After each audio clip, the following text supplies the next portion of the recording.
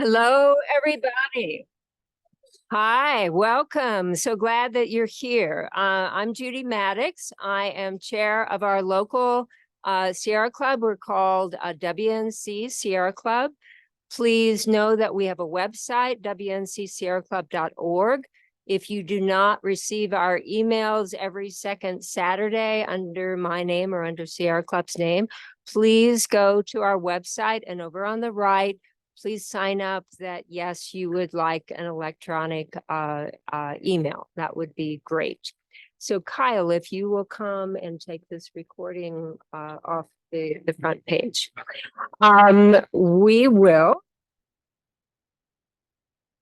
let you know that we're a part of 3 different layers of Sierra Club. There is National Sierra Club, and there are some little cut flyers on the table. If you're not a member, I think there's an introductory offer of $15, but it might be 25 or so, but no.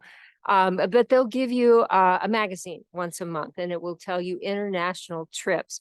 I went on their trip to Alaska and just loved it. Got to be this close to black bears eating salmon. So, I mean, wonderful, wonderful, wonderful trips. This picture up here, flyer slide, is for our state chapter. And you will get an email called Footnotes Online, and it will tell you what's happening over on the coast, that they're actually cutting down our hardwood forest to make into pulp to go over to England to burn up, because England, in their wisdom, thinks they want to do away with coal. And so they're going to burn our trees instead of coal. And so we try to help all across the state. But what I want you to know is that we are in Western North Carolina, very active, and I'm going to tell you what we are active with. Number one, we want to acknowledge the Cherokee, that we are on ancestral lands right this minute, that we thank them for protecting our forests, our environment for so many generations. We are now in person and on hybrid. You are seeing half of us right now in person, and the rest of us are ghosts. They are right here online, and you can't see them, but they're listening to my voice. That's why I'm glued to this microphone. So we are meeting every first Wednesday of every month, 7 o'clock. If you are interested, at 5 o'clock, we meet upstairs for an hour and a half, and we do a think tank. We try to talk about what programs we want to have in the next month and the next month, and I'm going to tell you in just a minute for a few. So we are here, as you know, where you are in 102, but upstairs we're in 205. And the link, if you need to be home, and we've got some people right now in Scotland and in Illinois. So, I mean, if you want to listen in, and these are going to be recorded, so you can go on our website, WNC Sierra Club, and go back actually 3 years for recording if you would like to do so. And the link is on, again, our website. We have a hike, and Ed is going to tell you.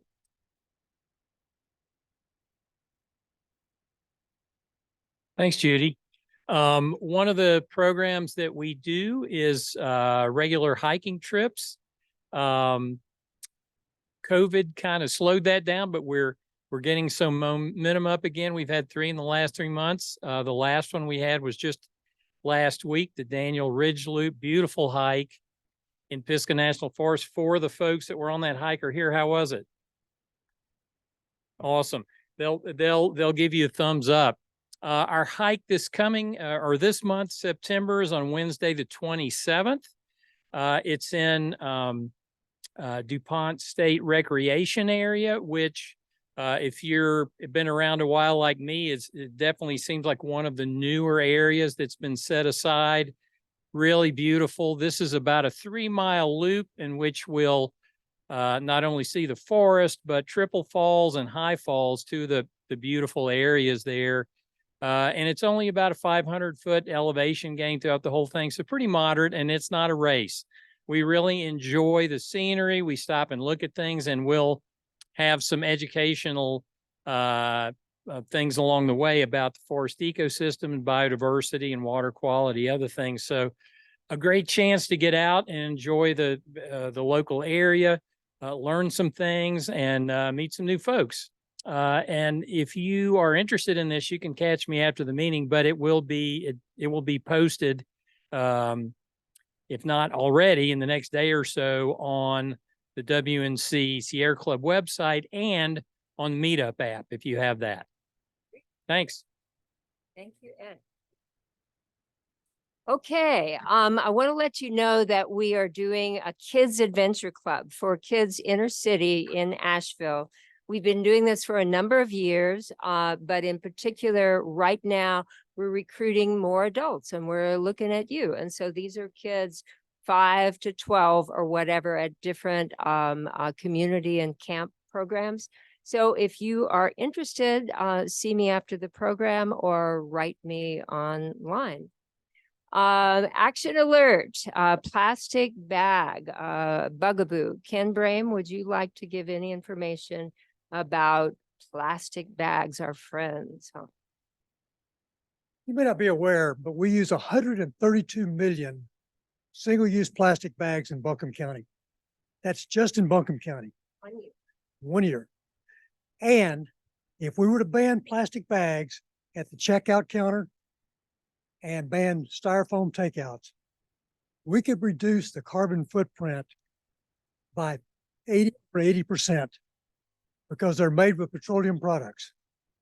And it's something easier to do. So we're encouraging City of Asheville, Black Mountain, Woodfin, Weaverville, and Buncombe County to pass an ordinance to ban plastic bags. It's been done in over 500 communities around the country in 8 states. It's doable. It makes sense. We need you to reach out to County Commission.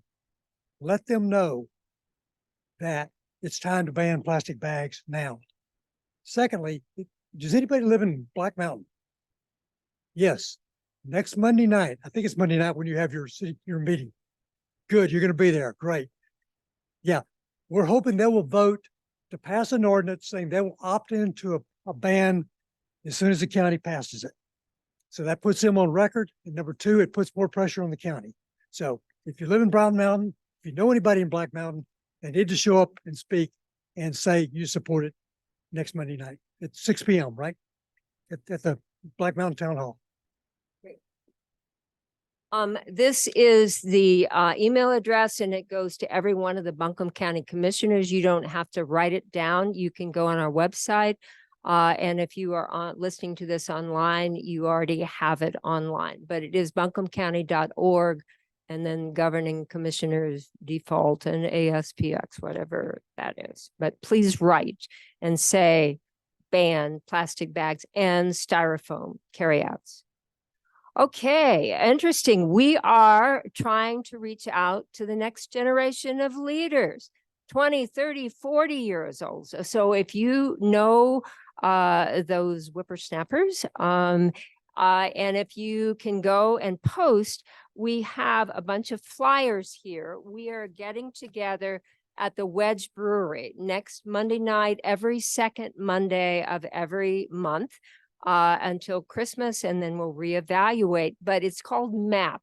And what it is music, art, and policy, so that young people can get together, know each other.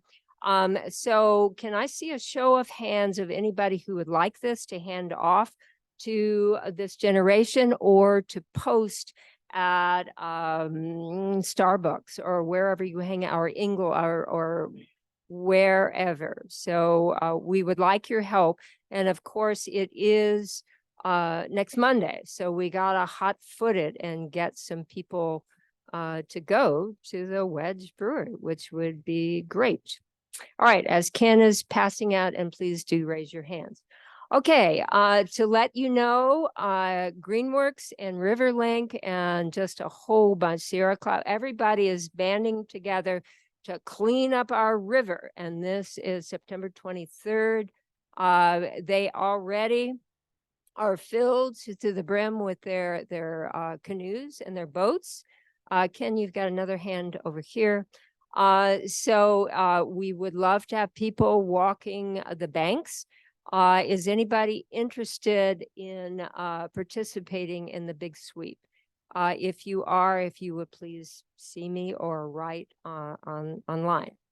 Okay, Pride event is the last Saturday of the month, September 30th. This is fantastic. I think last year there were 10,000 people who came. We are looking to celebrate our community. There will be a procession, and we are looking to have people help man our table.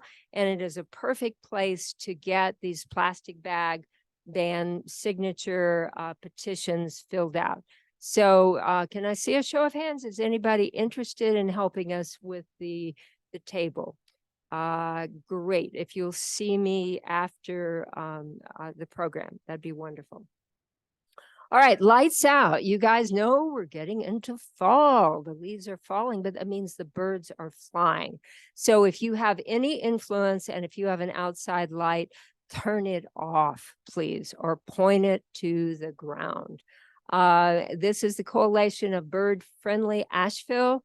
Please have all businesses, residents, building managers to turn off non-essential, to point it down between 11 and 6. This is certainly forever, guys, now fall and spring.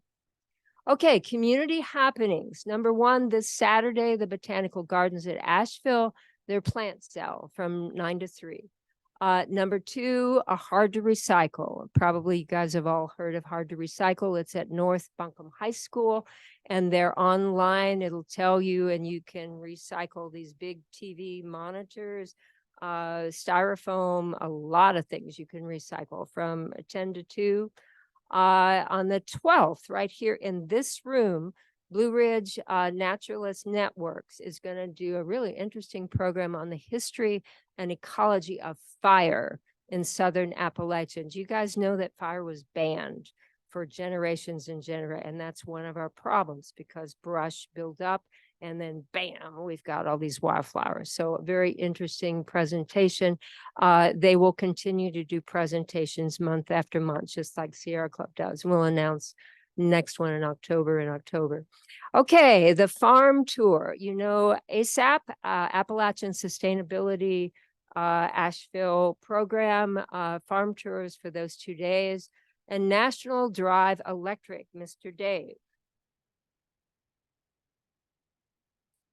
Yeah, I'm Dave Erb. I'm going to be your speaker on October 4th, but talking about electric vehicles. But in preparation for that, I'd really like everybody to come out on Sunday the 1st to the Asheville Outlet Mall to our National Drive Electric Week event. Last spring at our event, we had about 85 cars representing about 40 different models. Probably didn't know that there were that many electric vehicles on the market, did you? But anyway, there will be dealers and even some factory people there, but it's mainly owners. It's a great chance, if you're interested in electric vehicles, to talk to people who have no financial interest in selling you a car. And I've had people let me drive their very fancy cars, having just met me, not knowing me from Adam. It could happen to you. But at the very least, you get a chance to hear from people who actually live with electric cars on a regular basis. And it cuts through a lot of the nonsense that gets out into the public discourse. There's really no safe space in the public media about electric vehicles. It doesn't matter where you get your information, probably 95% of it's wrong. So anyway, there are websites about this. If you type in National Drive Electric Week, you'll find the main one for that event. There's also, it's part of a broader Asheville weekend of events. And the website for that is BRPEV, Blue Ridge Parkway Electric Vehicle.com. And I'll be around if anybody wants to talk to me more about it. Thank you, Dave. And Drew Ball, you might make your way up here, but to let you know, we've already talked about the Wedge Brewery and the young people, but you might add a little bit more, and we've passed out the flyers. But this is what Dave was just introducing, that our next program, October 4th, if you're aware, last program was the Inflation Reduction Act. And that made a big pitch that there's money, there's rebates, there's incentives, there's tax write-offs for you to weatherize your house, weatherize your car, get an electric vehicle, get a heat pump. So please come and hear Dave. And before we go into our program, Drew, you want to say a few words? And I've already introduced and people have already taken the flight. Oh, great. Okay, well, then I'll be brief. Thank you, Judy. My name is Drew Ball. I'm on the Western North Carolina Sierra Club Executive Committee, as well as the State Executive Committee. And so this event that we're putting on is called WNC Sierra Club MAP. And we've got a subset of our members working on this. This is really an opportunity to elevate our younger leaders in the community who are going to be really dealing with the problems of tomorrow. And we're doing this by bringing together three things that make our area really unique: our music, our art, and our policy challenges. And so we're going to have a local musician who will be there to talk about how their music is connected to the environment.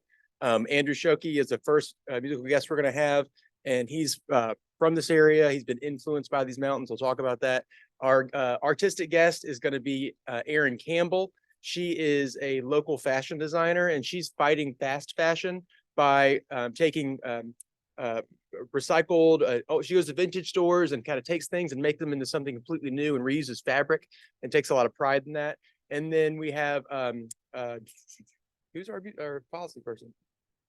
Parker Sloan. Goodness, sorry, I was thinking about the month after. Yeah, so Parker Sloan, County Commissioner, is a young leader who's doing a lot on the County Commission to help move the ball forward, including on our plastic bag ban. So it's going to be the second Monday of every month. The next one will be next Monday from 6 to 8 at the Wedge.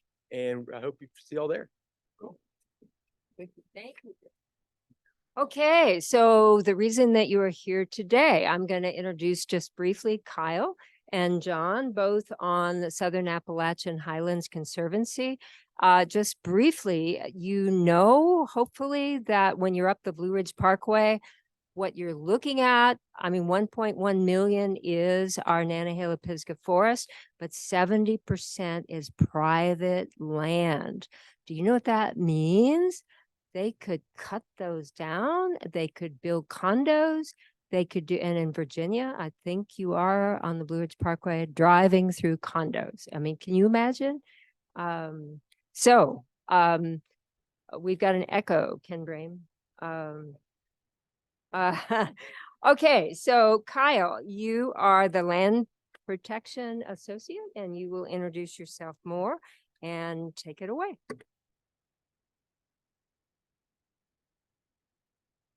Everyone hear me? Oh.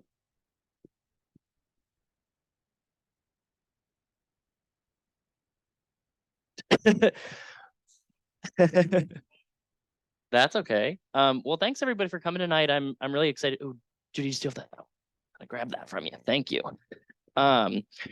Thanks everyone for coming tonight. I'm really excited to talk to you tonight about the work that we do at Southern Appalachian Highlands Conservancy. As Judy said, my title is Land Protection Associate, and I'll talk a little bit about the things that I do and the things that our organization does more broadly.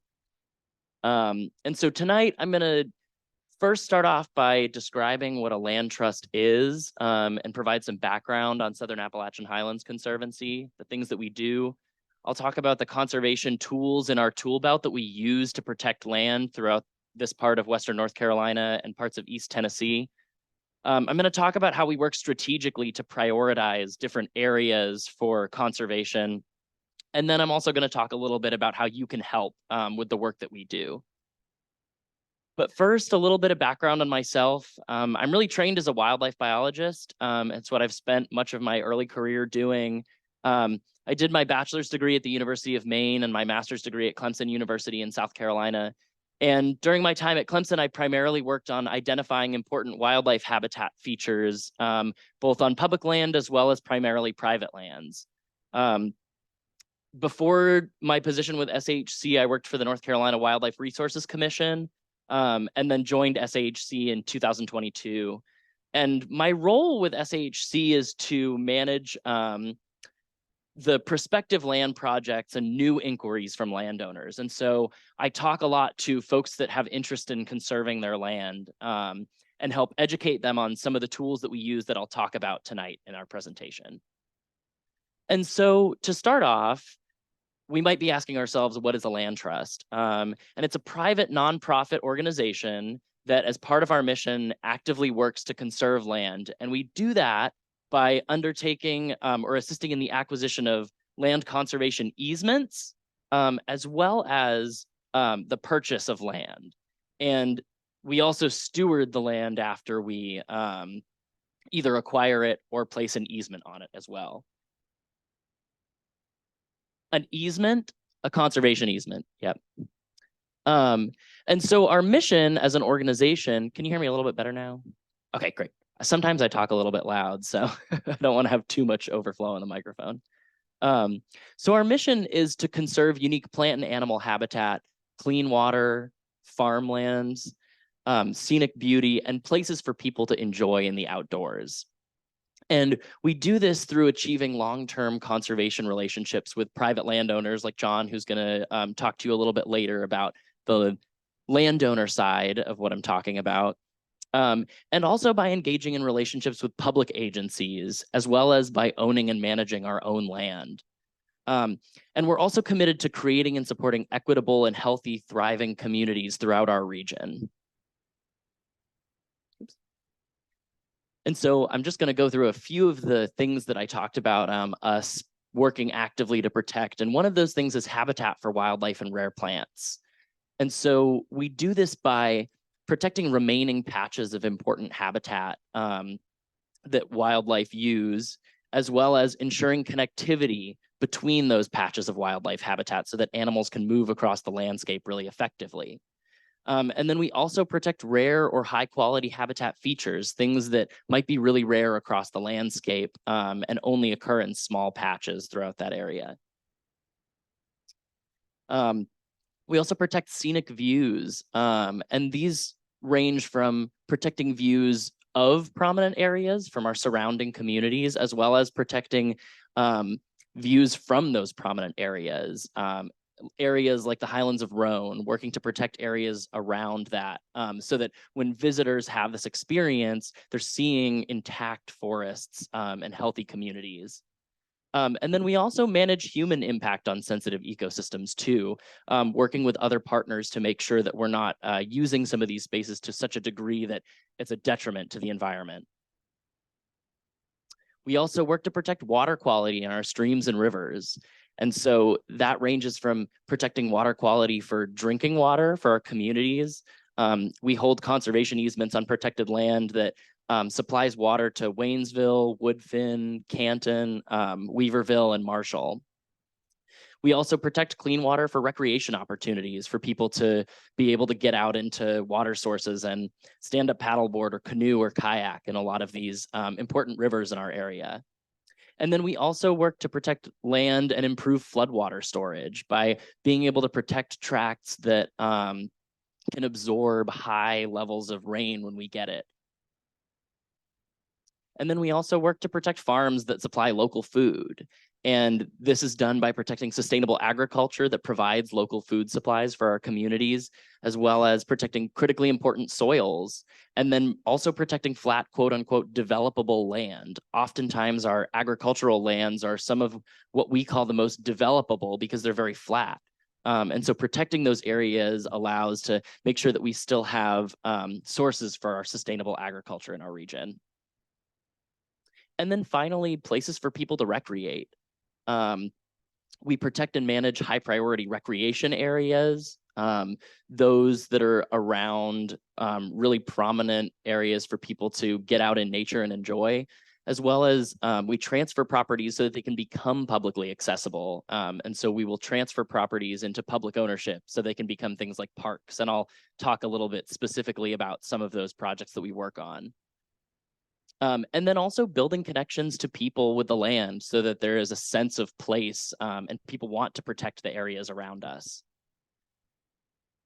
And so I want to start by showing this map of all of the operating areas that Southern Appalachian Highlands Conservancy works in. And we serve 10 counties here in Western North Carolina and parts of East Tennessee.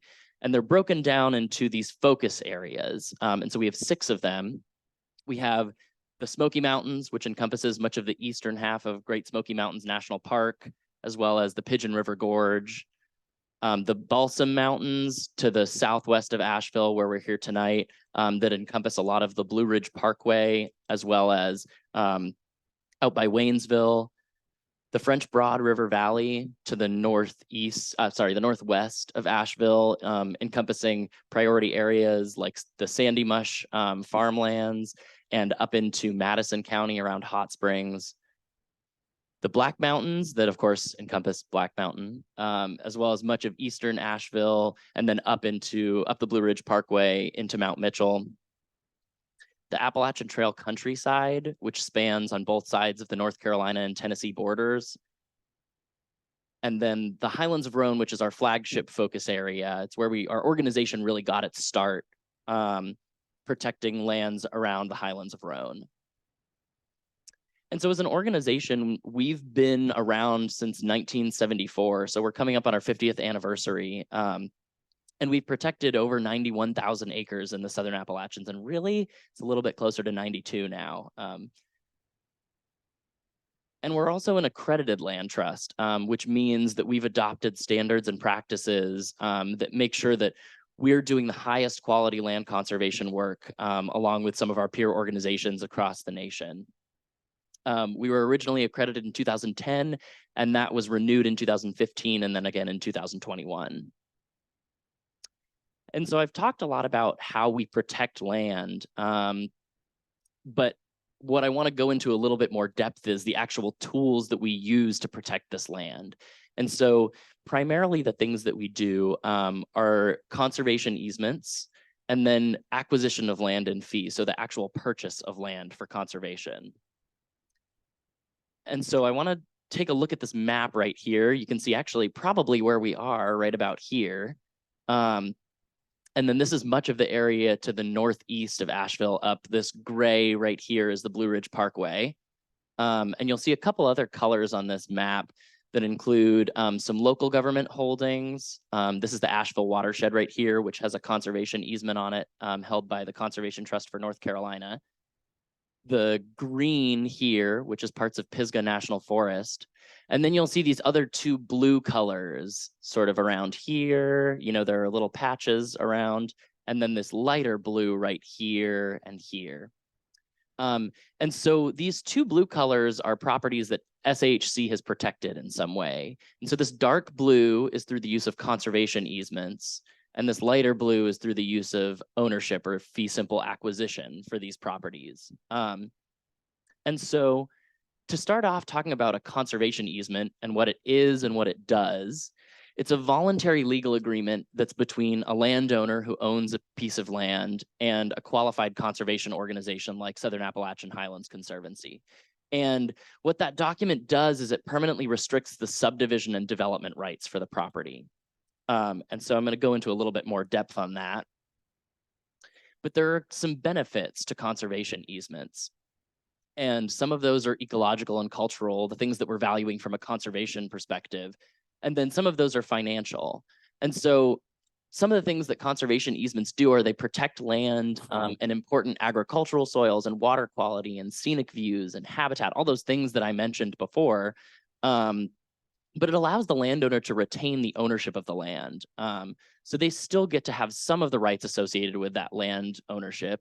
They can still sell the land or pass it on to their heirs, but they can't sell it for subdivision. They couldn't sell it and then somebody could develop a multi-parcel subdivision. And the important thing about conservation easements is that they're tailored to suit the landowner's needs whenever we're working on it. So if we engage in working on a conservation easement with a landowner, they may have specific things that they want to be able to do on the property. And so we work with them to tailor these documents so that they fit the landowner needs. And then there also are some financial benefits too. In certain cases where we have a really high conservation value property that we'd really like to see protected, we're able to potentially purchase a portion of the easement value or essentially have a financial benefit to the landowner because they're giving up some of the rights associated with that land. And so we're sometimes able to compensate them for portions of those rights that have been relinquished. And that can help families manage the land that they still own. It also can continue to provide farming income. I talked about conservation of farmland. And some of these conservation easements can allow for extra flexibility that allows landowners to still be able to farm their land so that they can provide agricultural products to the region. And then there are also some additional tax benefits. If you donate some of the value of a conservation easement to a qualified conservation organization, you're eligible for a federal income tax deduction, just like if you were providing a donation to any nonprofit. And then there are also present use value relationships between the donated value of a conservation easement that remove some of the things that you need to do to stay in present use value for example, the forestry program. Yeah, so PUV stands for present use value. It's a program set up by the county tax office, who's managing property taxes. And so there are certain programs that different properties can qualify for, and they will allow for a reduced value for your property taxes. Yeah. And so the way that we think about property rights that a conservation easement addresses is sort of those that are still allowed or reserved rights, and then those that are relinquished. And so some of the things that you can still do if you have a conservation easement on your property are use it for residential use. If you have a home there already, you can continue to live in it. You can still have water rights associated with your residential use to pull water off of that property. Some timber rights subject to a forest management plan that is approved by the conservation organization. You know, typically we like to be able to have the opportunity for landowners to still manage for invasive species. Some of the trees that have started to spread throughout Western North Carolina, we want to make sure that there's still opportunity to be able to remove those and deal with those invasive species. The ability to hunt and fish on your property, some agricultural rights for those agricultural easements that I mentioned. The right to privacy. We're not going to be able to leverage people coming onto your land that you don't have an interest in already being there, with the exception of our stewardship and maintenance of making sure that the terms of the easement are being upheld, which I'll discuss in depth in a minute. Possible additional reserved home sites. You know, if it's a large enough property and you might want to reserve the right to build an additional home, you know, that's a possibility that we can discuss with landowners. The ability to sell or transfer the property, I mentioned that's still retained by the landowner. And then things like building new trails for passive recreation, low impact to the land types of modifications, as well as minor structures like having a shed on your property, something that's small and not affecting the landscape at a large scale. And then, of course, maintaining existing roads and utilities that you might need for your residents that's already on the property. And then the things that you're giving up that we talked about are things like subdivision. You can't cut your parcel into a bunch of smaller parcels and sell them all off individually. It's a way of keeping the ecosystems that are contained within that property able to be more intact. And development. You can't develop the property further outside of what's already been agreed to in the easement. It removes industrial use rights as well as non-agricultural use as well. And so those are sort of all the things that the landowner is agreeing to when they sign a conservation easement, but we as an organization are also agreeing to something as well. And it's long-term stewardship of that easement. And this means essentially that we're agreeing to make sure that the terms of that easement are never violated. And if they are violated, we're fixing them. And so this starts when we write a baseline documentation report, which is essentially a document that takes a snapshot of what the property is like at the time of the easement closing. And it's what we compare all future reports to. And so right now, our annual monitoring that we do, I say we, I mean our stewardship staff, who are really the ones out in the field doing this monitoring, is more than 55,000 acres across our operating area. And so this is split between about 107 fee simple preserves that we own, and then 184 conservation easements that our stewardship staff are going out to make sure there aren't any violations to the conservation easement.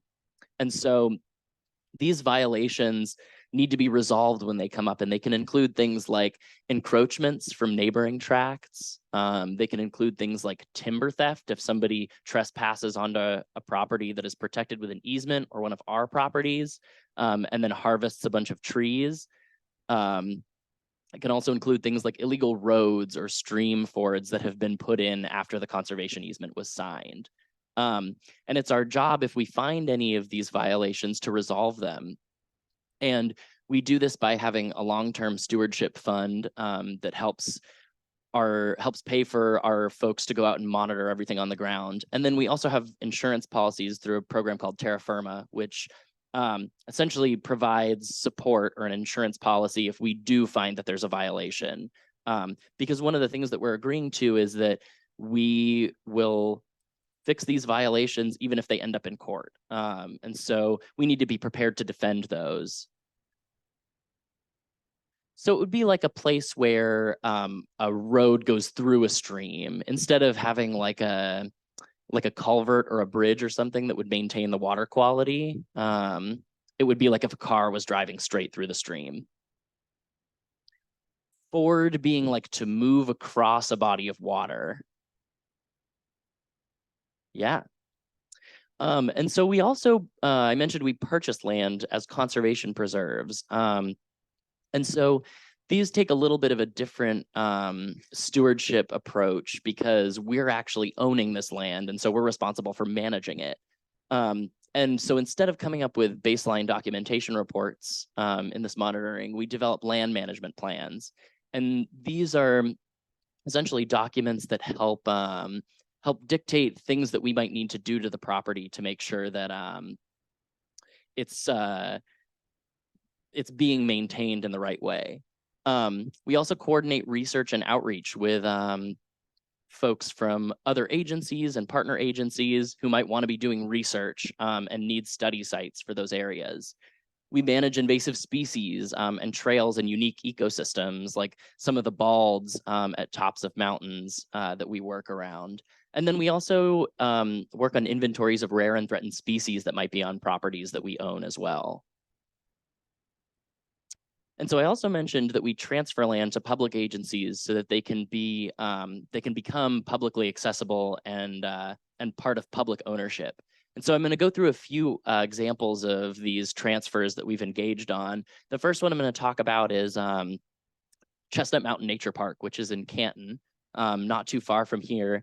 And it's a parcel that was originally proposed as a motor speedway. And SAHC, a little over a year ago, helped purchase the property and then transferred it to the town of Canton so that it could become publicly accessible. There are hiking trails and mountain biking trails, and much of the property remains untouched. And so this is also in a really priority wildlife corridor where wildlife are moving back and forth along this ridgeline. So it's sort of a way for us as an organization to support not only wildlife habitat conservation and movement, but also allowing people to get out in the outdoors in our area. And so we applied for a North Carolina Land and Water Fund grant to help offset some of the purchase cost, and then transferred this property to the town of Canton.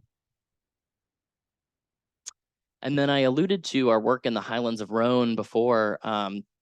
This is a really important area for SAHC and has a lot of high priority conservation tracts in the region.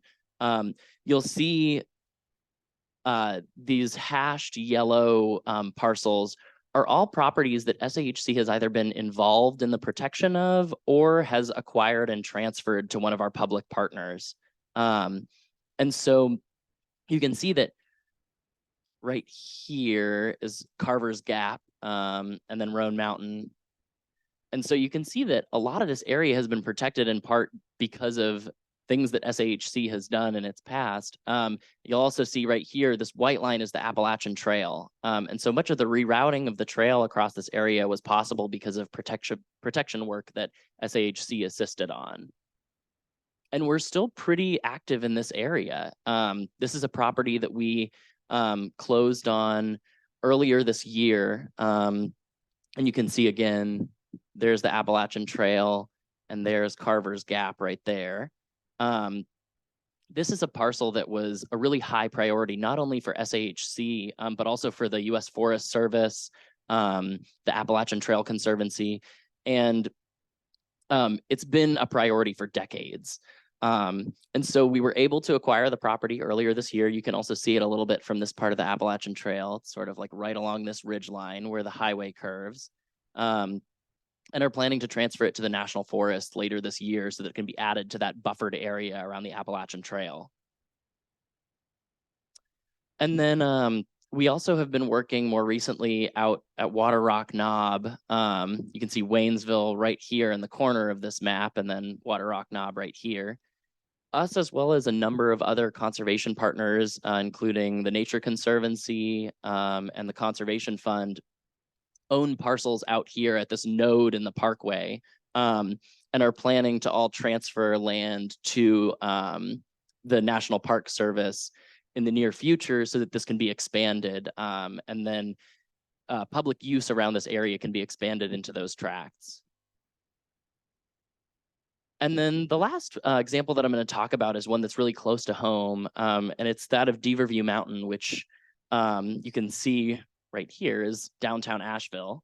And this is really right outside of the city limits of Asheville, and it's a large tract, a little bit over 340 acres, which is pretty substantial for an area that's been pretty heavily developed and is continuing to be heavily developed. And this is a tract that for a long time was sort of considered to be in public ownership. One of the landowners allowed for people to access and hike this property for a number of years. And more recently, it was closed off to the public and posted as private.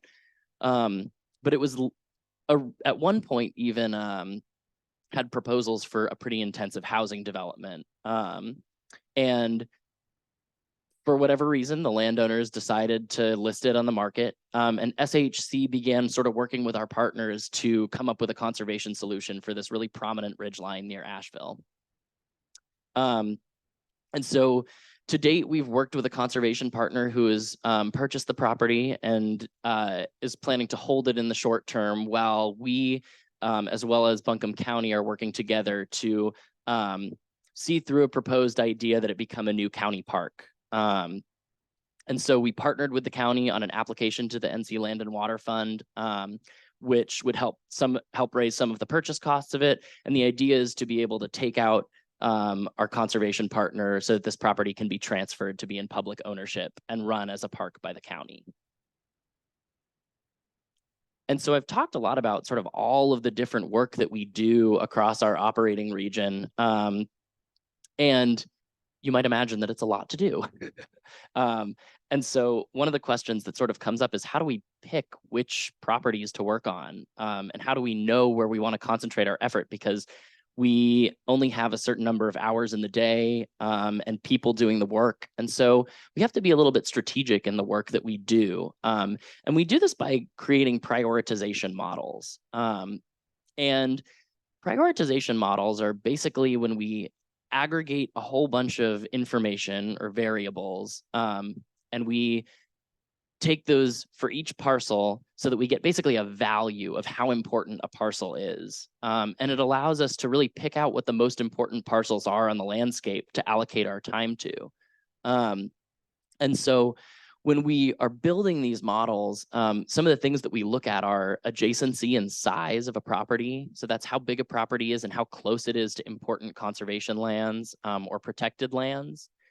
Forest type, if it's a rare type of forest. Natural heritage element occurrences, which are like where threatened and endangered species are on the landscape.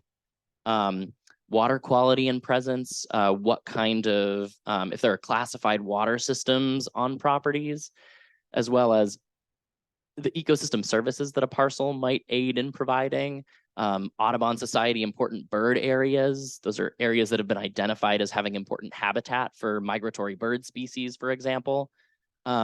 scenic viewshed and recreation, how visible an area is from prominent viewpoints like the Blue Ridge Parkway or the Appalachian Trail. And then climate resiliency, how resilient will a parcel be to future climate change impacts? And so when we are building these models, we sort of start with our protected lands. And so, this is all protected lands are in green, and then SAHC protected lands in yellow here.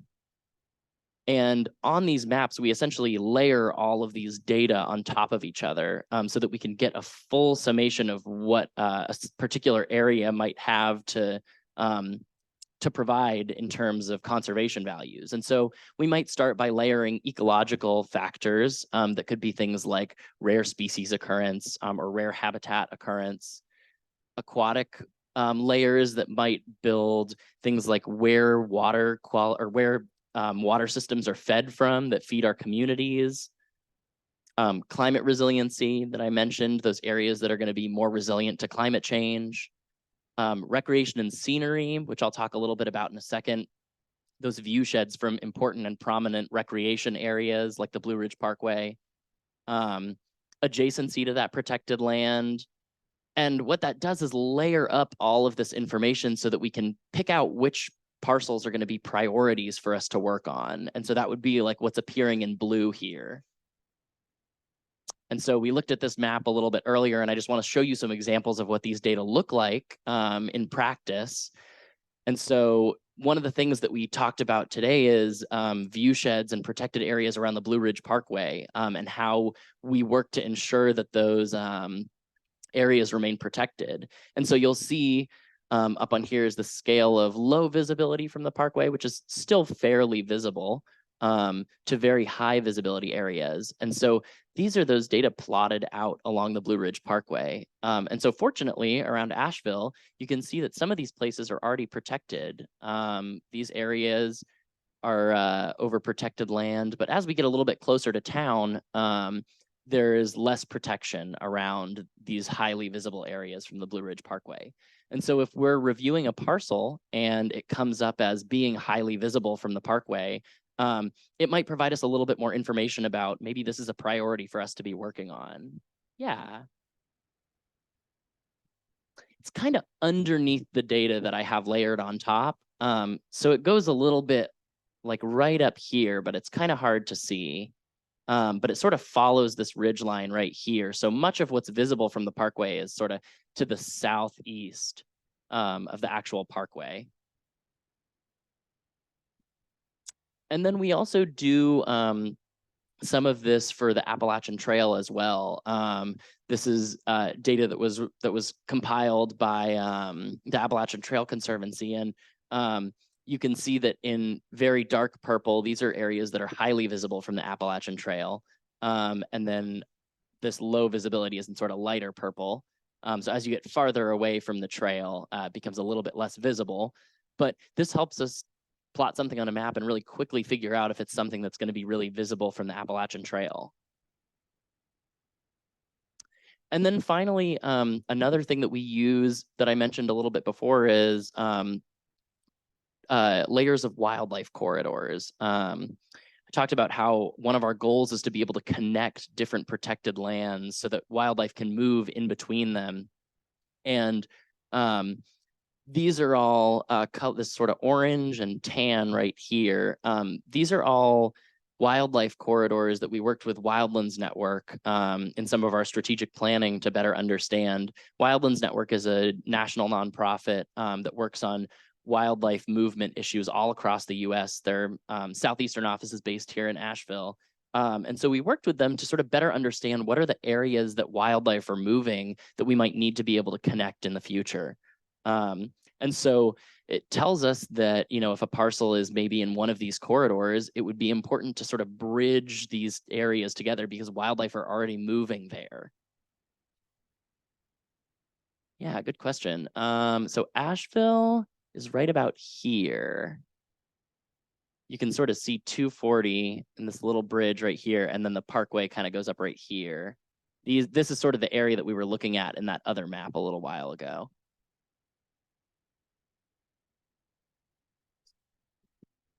Yeah, Black Mountain is right about here. Those of us on So this Zoom is sort can't of see where your laser I-40 weaves back and forth going down the mountain if you were going to the east. And then this is where it's sort of going out west. Chestnut Mountain Park is right here, and Canton is right over here. Why isn't it? Oh, there we go. Okay. And so now that I've talked a bit about what we do, I want to focus in on how folks can get involved and ways that you can support the work that we do. And some of those things are supporting our work by becoming a member. If you're interested in learning more about what we do and actively supporting the work that we do, you can go on our website and learn the different ways that you can become a member. If you have interest in getting in touch with us about land protection, if you have property that you think might be a good candidate for land conservation, or if you have a friend or neighbor that does, we're happy to talk to folks and work through if it's something that we would be able to work on either as a conservation easement, or if it was land that you or a friend or somebody didn't want to own anymore. We're happy to talk through and analyze if it's something that we can work on. Coming to outings or attending other presentations, we have a whole outings program that does education and leads hikes, if that's something that's of interest to you, as well as we have other presentations that we do for the public. There are lunch and learn programs that we do every so often. It's just a Zoom presentation on topics that range from sort of what I'm talking about today to sustainable agriculture, to bats. I did a bat presentation last year. So it really spans quite a broad range of topics. If you're also interested in volunteering on management projects, I mentioned that one of the things we do is manage sensitive ecosystems in the Roan Mountain area. And so each summer we do some active management, and we do those types of projects relatively frequently. If you want to reach out to us about volunteering. And then finally, voicing your support for conservation funding. Some of the funding that we get is privately raised dollars, but a good deal of it too, especially for properties that we're looking at acquiring or transferring or holding conservation easements on for particular cases, can come from state and federal funding, and particularly for agricultural easements as well. And then for those that don't quite live or know someone who lives in our operating area, there are lots of other good conservation organizations that are doing similar work around us as well. And so, if you live a little bit more to the northeast, Blue Ridge Conservancy out of Boone is doing work that is very similar to ours, that's more sort of like in Ash counties and a little bit further east. Foothills Conservancy, based out of Morganton, operates a little bit to the east of us. Once you get more into McDowell County, Conserving Carolina, there we go. Working in like Henderson County and Transylvania County a little bit more, as well as further east into Polk and Rutherford. And then Mainspring Conservation Trust that operates more to the west of us. And then also, I forgot to mention Highlands Cashers Land Trust sort of operates in this area too. So those are all the sort of other organizations that are doing work like ours, but might be a little bit further out from our operating area. And then I'm honored to introduce our next speaker, who can sort of tell you about the work that we do, but from the landowner side. And so John is going to come up and talk a little bit about what it's like to have been on the other side of the transaction on properties that we hold conservation easements for that he and his family own. And then after he's done, I'm happy to take any other questions too. Thanks.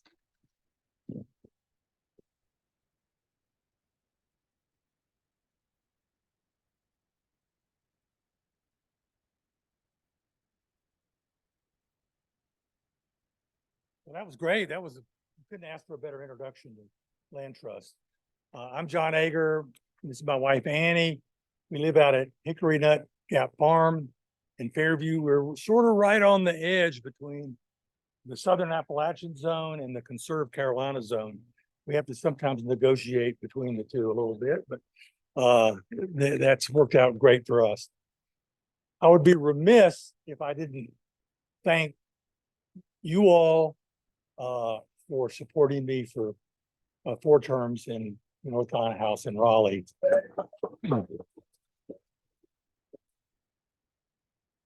Ken is one of the real political geniuses of Western North Carolina. So he works hard to do the right thing for you all. And especially for you all that go out at poll places with your list to get people to vote right. And that's very important.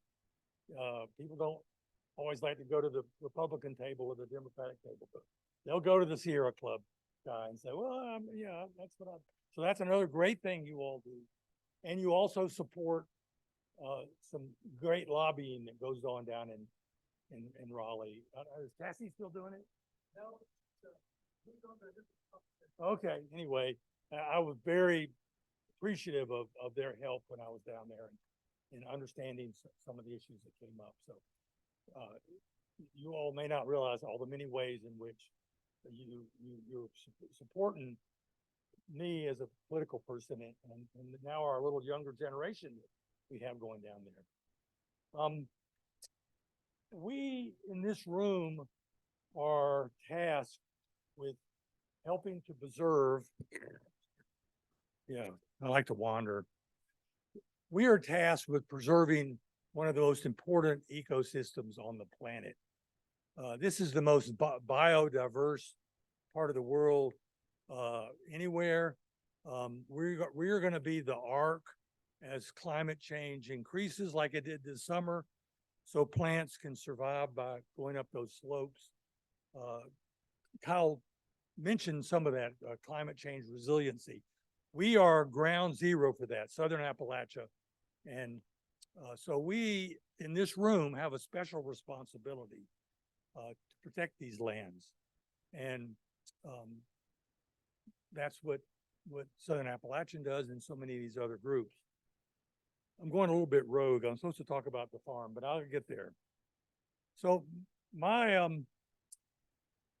the beginning of my interest in all this was randomly going to a presentation by a guy named Randall Arendt many years ago. And his pitch was that only 30% of the people that live on golf course developments play golf.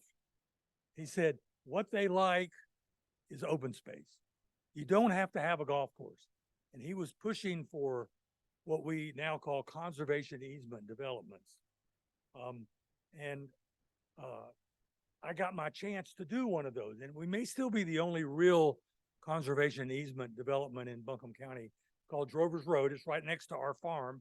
I was in a panic about when this land, the old mountain lady that died, and this land was available, and I said, oh my gosh, what's going to happen to us right next to our farm? And I got some friends, and we got a hold of it and did a wonderful conservation easement development along with Southern Appalachian. It was a 200-acre property, 100 acres in easement, and 23 house sites, and it's worked out great. Most of the neighbors are wonderful. Randall Arendt wrote a book called Rural by Design, which was many of you may know about. On another tact, I was the chair of the Agricultural Advisory Board in Buncombe County. This is a Buncombe County appointed board. And one of the things we managed was a kind of a hopeless farm preservation program. The farmer could come and go as he wished. It was kind of a feel-good thing. And we kept saying, we kept pushing for this idea, why can't we do conservation easements as well, like you just heard about? And with the help of David Gant, who was chair of the Buncombe County Board, we got that ability, that structural ability to do conservation easements. And we do it through the soil and water. We do farmland only. And that's been hugely successful. I'm so proud of that program. We're ongoing. I think we're the only ag advisory board in the state that can do that, and it's been great. But that was the only land we could take care of was what ag land. And there was all these beautiful mountains around. And I was on a group called Smart Growth Partners for several years, trying to understand the whole concept of smart growth. And we had a very nasty a zoning battle, especially out in Fairview. And when the smoke cleared, we kind of lost the politics of that. The anti-zoning people just clobbered us. But was there something we could do differently? And with the help of an unlikely ally, I don't know how many of you might know Albert Sneed. He's a lawyer, very conservative lawyer. And Annie always said, watch out for Albert Sneed. But he and I and some others met after this debacle, and what could we do? And we said, let's set up an organization, a county organization, to look at other types of land in the county. And it's called the Land Conservation Advisory Board. And it's been going, I don't know, for 20 years now, been very successful. Southern Appalachian, Carl usually shows up at all the meetings. And we prioritize properties and put county money into these properties. Buncombe County's been very generous about helping to support these easements. And I'm just super proud of that. I remember early on, we were trying to get this done, and conservation was popular here. And I remember I was at some reception or something, and David Gant came over to me and he just whispered in my ear, "John, I got $1 million for you." And I hardly knew what he was talking about, but it was for this program. And he helped find money to support doing these conservation easements.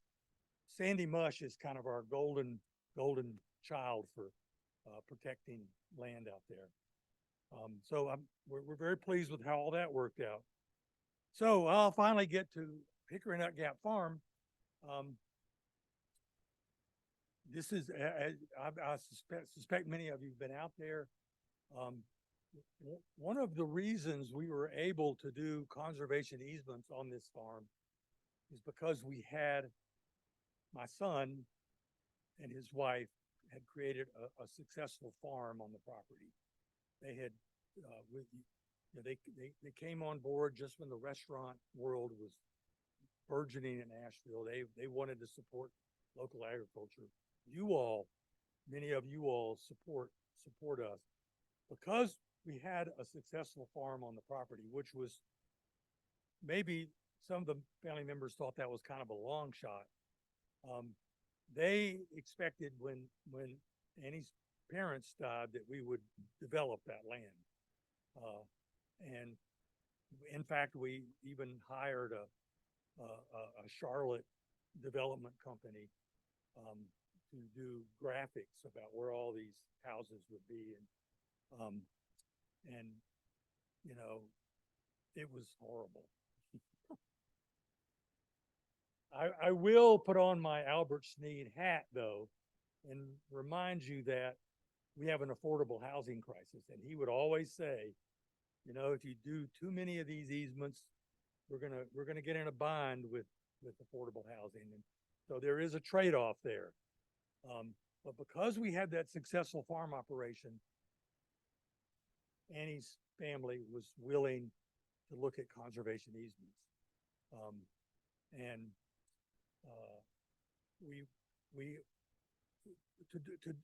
Farmland is a little different from some of the other land.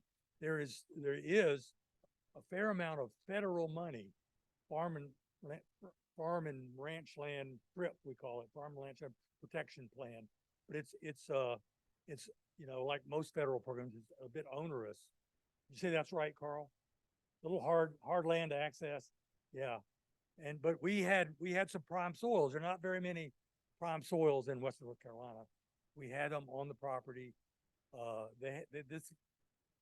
get in the complexity of doing these things, we accessed federal money, state money, county money, and private money. And we're able to get, you know, a pretty good, there was some donation of the land, but on the whole, we got a pretty fair price for our farmland. And everyone, I think, has been pleased with the fact that that's been done. The land is protected. It's beautiful. People driving to Lake Lure get to enjoy all that beauty. And we've also, we keep doing them. We've done 3 or 4. We did one last year on the orchard above the old house there. With Conserve Carolina, we just opened up a trail from Hickory Nut Gap over our land right along the Blue Ridge up what we call the Blue Ridge pastures. The trail's called the Strawberry Gap Trail. Maybe some of you all hike that trail. It's a fairly new trail. And we were able to connect up with the trail up Bearwalla Mountain and the Trombadori Trail. And we'll keep working with other people over on that side of the valley to do some more trails. We're very hopeful for all that. And maybe that's all I need to say. We're super pleased with how well Southern Appalachian does. They're complicated real estate transactions, and you know, when you have a big family, everybody has lots of questions. So we got through all that, and we're thankful to Carl and Kyle and their organization. We have been caught a few times by Hani when they come to monitor on some of the on this other tract of farmland that is part of Drover's Road. We let one of the people that live there have like a dog agility park. I thought, that's fine, no problem with that. And Hani said, no, but it's got to be agricultural, dog agility. So Annie ended up with that down in her horse pasture. We also have a neighbor up in Girton that is encroaching a little bit. Annie has gone up there to talk to him. He has a little burn pile on, and he's sort of a dangerous character, so we have to be careful. Up in Jackson County, we had a bad neighbor that had his cows on our land up there. And anyway, we've been caught a few times, but they're doing the right thing and they're vigilant about it. And you know, they're agreeing to monitor these properties forever. That's a big commitment. The more properties they protect, the more responsibility they have to take care of them. So it's a big deal. So maybe that's enough for me.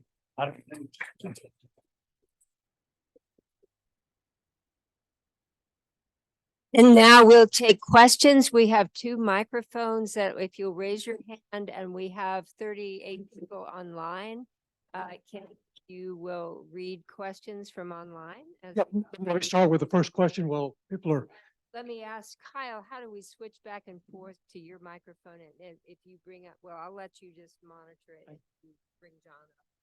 Yeah, I think both will be on at the same time. I can just kind of stand over here, John, if you want to stay at that microphone, and then we don't have to turn them on and off as much. Okay, one comment online is that thanks to the great information, I have a lot of information now to convince my family to do one of these. So that's great. And the other question is where are the prioritization data sets obtained?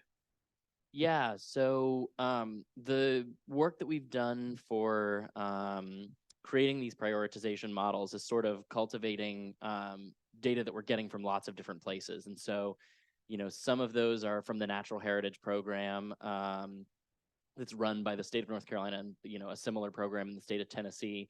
And so we're getting information from those biologists that are reporting different locations of threatened and endangered species, as well as, you know, priority natural heritage areas.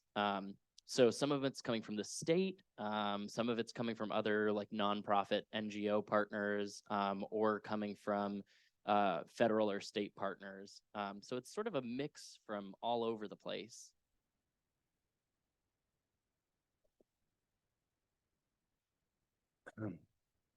I'm Jerry Meyer. I happen to have a property looking from Haywood County into Sandy Mush. So I want to say thank you, John, for making a priority out of Sandy Mush, because my view shed is great. But the way to get up there is to drive through the Beaver Dam Valley in Haywood County, and SAHAC has bought some property at the lower level of that land. And it looks like to me that it's not being managed very aggressively, that it's getting invasive species in it. The local farmer has a right to run his cattle in it, but they're walking in the stream, you know, not particularly the best ecological stuff. And there's a house on the land that's been vacant and looks like it's deteriorating rather badly. And as somebody mentioned, we have a housing crisis. Maybe that could be used in some way by a family. You want me to solve that problem? Right. We often are asked to be problem solvers. Yeah, you bring up a great point, is that there is a lot of land to manage. And, you know, there are cases in which it is about, a capacity feature. And one of the things that we're trying to do right now is, launch our 50th anniversary campaign to be able to make sure that we have not only the funds to be able to manage these lands, but also to hire people to do that too. And so, one of the things that we're working on is building capacity so that we can better manage those types of properties that we do own. And, to another point too, one of the reasons that it's such a great option for us to be able to acquire land and then transfer it to other public partners is because then organizations have more capacity to be able to do that management too. And my suggestion would be to make friends with the family that's got that land.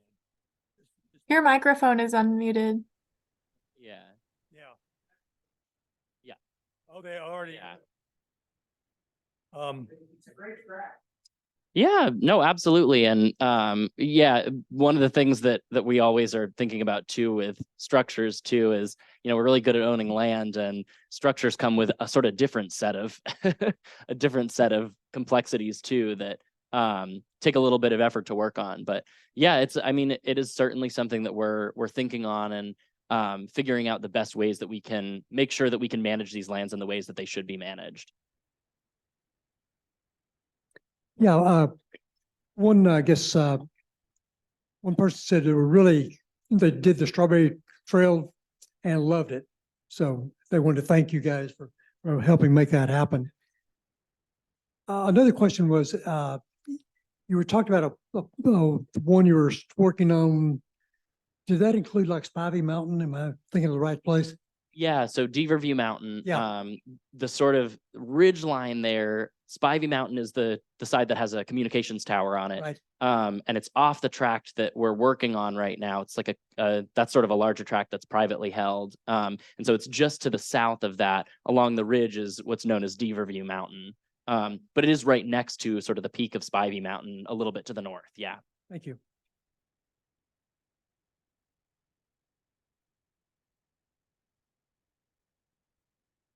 Oh, we got one more.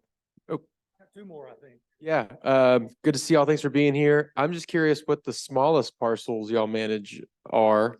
You don't be specific, just curious size generally, Yeah. and what added complexities to having small parcels that are disparate add to your Yeah, management. that's a good question. I don't know what the actual official smallest size of parcel is, but there are ones that we've worked on or have sort of come up in the past that may be smaller in size, but fit really well into the landscape in terms of conservation. And so there might be a property that's pretty small, but an inholding in the national forest or something that it's either to the benefit of the national forest or another partner to eliminate that to protect the conservation values around that area. And so, we always say that we want to look at everything. We may not be able to work on everything, but being able to look at those small parcels allows us to sort of on a case by case basis, analyze whether that might actually provide a really important conservation feature. Or, if there's, say, like a small inconspicuous like habitat feature that's on that, like a cave or a mine or something, that might not be on a huge parcel, but it might be really important to protect because it's a really sensitive ecosystem. And when you do these greenways, which I don't think Southern Appalachian is that involved with many of the greenways, but they are often little parcels. I know Riverlink has done some along those greenways, and really the most exciting project going on right now is the Acosta Railroad Track Trail through Transylvania County that Conserve Carolina is working on. They've brought together quite a lot of money. All along those railroad tracks are little tracts of land, and there's some complexity they're dealing with and trying to open up that trail. So. Hi, pardon the voice, not the best voice right now. Just an example and a couple words about small tracks. So, for example, bog communities in the Southern Appalachians are extremely valuable habitat. We have spotted turtles, which are a rare and endangered species, which inhabit those, and protecting a relatively small amount of land can be very effective in protecting a rare habitat type like that. The other interesting part about relatively small parcels, and you just brought it up, is that connectivity is huge in terms of increasing the wildlife value of a particular track. So a colleague of mine for many years, John Harris at University of Florida, helped develop the ideas about the importance of connectivity. And size, as they often say, is not everything. And sometimes it's location. Yeah. Yeah, that's a great point. Yeah, and bogs are a really good example of sort of smaller but really important habitat features that are one of the reasons that we want to make sure that we're reviewing and looking at even those small tracts that come in. And they are sometimes like a small tract surrounded by a lot of housing development or something, but it's important to make sure that we're like giving those just as much viewing as the big tract that's right on like a ridge line or something too, to make sure that we're not missing out on things like that. But for Kyle and Carl, doing an easement on a little tract is just about as expensive for them as on a large tract. So they have to be they have to be mindful of. Yeah, of that's a great how they point. use their resources.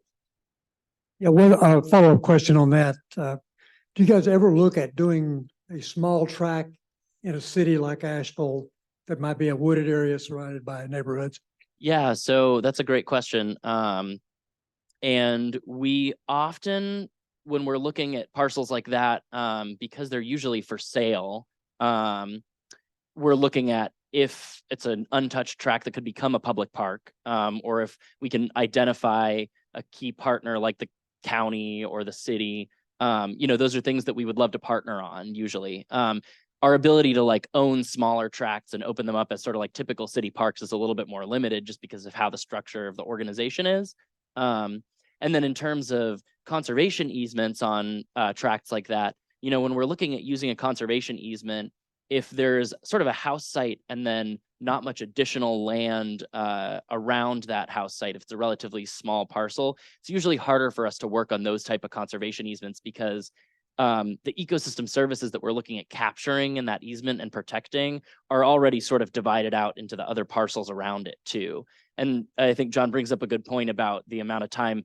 So for some perspective, when we're working on a conservation easement, they can take, almost a year to complete once we really start working on it. And so, we have to be a little bit thoughtful because we can only do a certain number each year. And that's one of the reasons that we have to prioritize stuff in different ways. My question relates to just what you were talking about, I think. I'm glad the county has a land conservation advisory board. And my nephew is a county attorney in a fairly conservative county. But he's gotten his, he also has a private practice, but he works with his commission to do some conservation efforts. And one of their efforts has been to do some viewshed protection that the county initiated, which actually is working out. So kind of interesting, the dynamic going on there. But because some people who want to develop realize that they're kind of, if they develop too much, it's going to be an issue for them, and they're trying to protect some view sheds and so forth. So there's some compromises that took place. If you had that ideal situation, you've got a good conservancy that operates in Buncombe County. What are the gaps? I mean, like, would there be a lot better situation if we had more partnerships with the county and city? What are some things in an ideal situation you would see? Yeah, move well, forward? I think in terms of the city and the county, we work pretty closely, particularly with Buncombe County, as well as some of the other surrounding counties as well. Because there is the program that John was talking about earlier. You know, we can, well, a couple things. Historically, we could apply for transaction funds to help pay for some of the costs associated with doing a conservation easement. And then for agricultural properties, there was potential additional funding to help offset those costs. And then, you know, we're coming up on within the last year, the county approved funding for a wide variety of conservation funds that range from, you know, funding for helping implement passive recreation parks and the acquisition costs related to those, as well as now being able to help purchase conservation funds on non-agricultural properties as well. And so we actually, Buncombe County in particular has a really, really developed conservation program, and we interact with them a lot. We work with them as a partner. And then also even just in a capacity building sense, the county is able to hold conservation easements through the Soil and Water Office. And then we're able to, so it increases the amount of work that we can do. And I don't know if John, you have anything you want to add to that? Well, I just, you know, from a political point of view, the great thing about conservation easements is it has a lot of appeal to conservative people because it's a willing buyer and a willing seller. It's not zoning, it's not coercive in any way. So that's you know, it really does kind of erase the political edge to it, and that's helpful. I think that's where Albert Sneed was willing to help us out. And he likes to hunt too. Not everybody has property that has conservation value, but they may have property. Do you accept such property with the intent to sell it? Yeah, we will. That's a great question. And so, yeah, for properties that somebody might not have, often we're talking about when we're being left in a will on a property, it might be a larger tract that we do see conservation value. And so we will keep those in our conservation programming. But for smaller properties that you might not have an heir or you might not want to sell, we accept those, and it's sort of like they're smaller tracts or like commercial tracts or something that there just isn't conservation value to, or not as much. We do accept those as trade lands that we would sell, you know, if they were bequeathed to us. Yeah, I have a pretty good interesting example that happened lately. Carl helped me with. I had a friend who I was served on the Warren Wilson board with, who owned a tract of land at Owens Gap in Jackson County. And he said he bought it as a result of a midlife crisis and didn't want it anymore. That was over.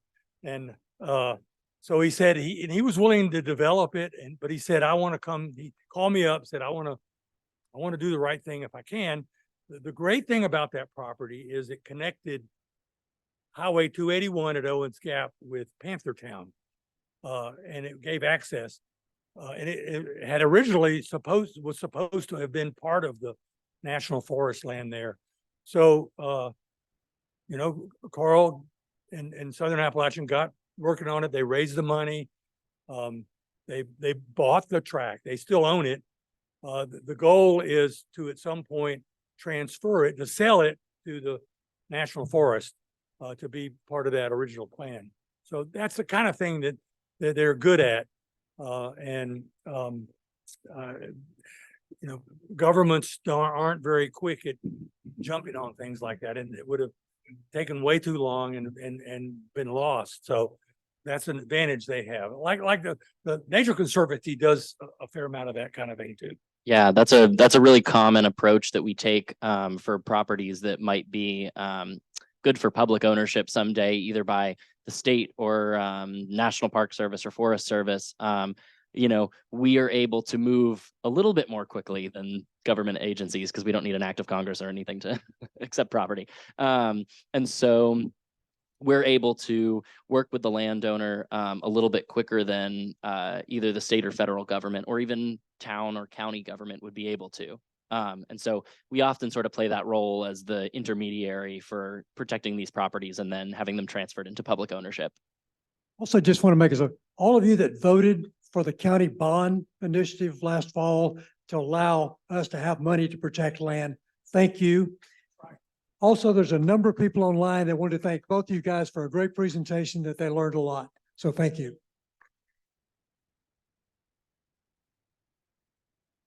And I want to thank all of you for coming and invite you again the first Wednesday of October. It will be for the electric vehicles, October 4th, but please come October 1st for the car show. And please help us. Make sure you write about banning the plastic bags to Buncombe County Commission. So thank you guys. You're wonderful. Thank you. Bye-bye.